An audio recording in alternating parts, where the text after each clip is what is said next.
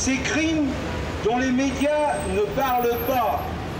Ils ignorent les potences d'Afrique du Sud, la répression sanglante.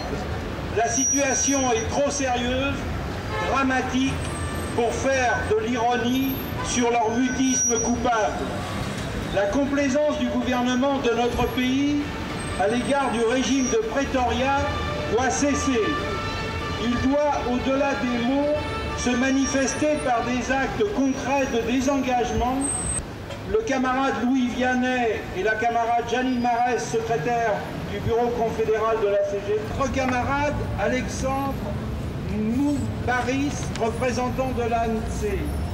Le MRAP, qui dans une déclaration condamne ce système qui punit, déporte, torture, met à mort quotidiennement ce qui doit être banni de tous les pays démocratiques et ne plus bénéficier de la complicité de certains d'entre eux. Le MRAP poursuit dans sa déclaration en souhaitant que la France des droits de l'homme agisse autrement et que n'attende pas la fin 87 pour en prendre les sanctions. Les arrestations massives, les rafles, les opérations policières se multiplient dans les ghettos, bouleversent toutes celles et tous ceux qui sont véritablement et profondément attachés aux droits de l'homme et aux traditions humanistes qu'incarne notre pays, sont à la mesure de la cruauté du régime de Pretoria. 120 ans après l'abolition de l'esclavage, un peuple lutte pour son droit à l'existence, pour sa dignité.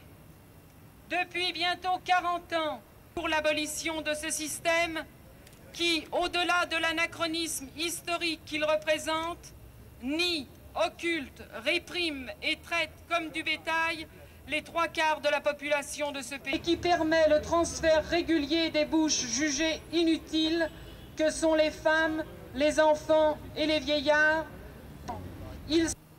Combien de fusillades, de matraquages, de perquisitions, d'humiliations et de souffrances. Combien d'emprisonnés à la tête desquels, depuis 23 ans, le leader de l'ANC, notre camarade Nelson Mandela, attendent au fond de leur geôle et refusent toute compromission avec leurs bourreaux.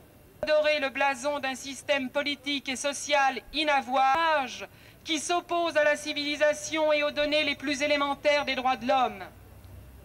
Le racisme est un crime contre l'humanité.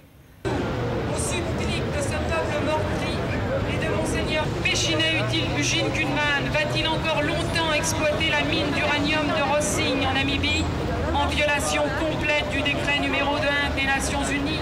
Eux sont les anonymes et les dirigeants qui ont ainsi donné pour vivre debout et respectés. William Canning, assassiné en 81.